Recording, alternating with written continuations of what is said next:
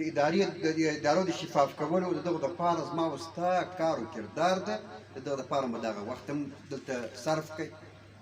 الله تعالی دې په نیکیو کې درته حساب کړي دا خو مې غرض ده چې بحر بر له فساده څخه وژغورو تر څو چې فساد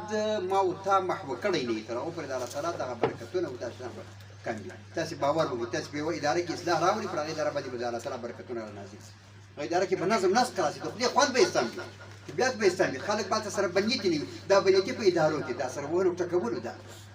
یو بل بد ایسول دغه ټول د الله تعالی عذابونه ټول د پروردګار عالم عذابونه او دغه د بدعملي د وجې څخه دي وګورئ په خپلو ځانونو په ځان کې که سړی فکر وکوي سخت څه اصلاحات راوستلی شي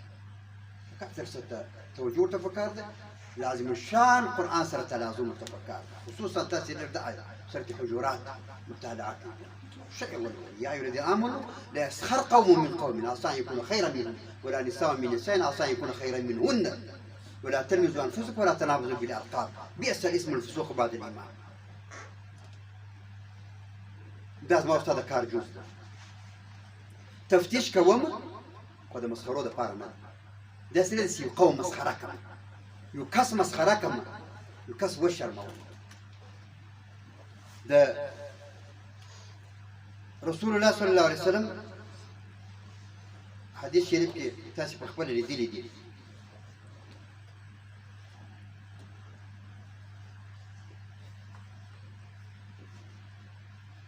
من نفس عن مؤمن كربة من كرب الدنيا نفس الله عنه كربة من كرب يوم القيامة که يڅوک له مسلمان ورور څخه یوه سختي لري یو مشکل هغه ته ورپېښ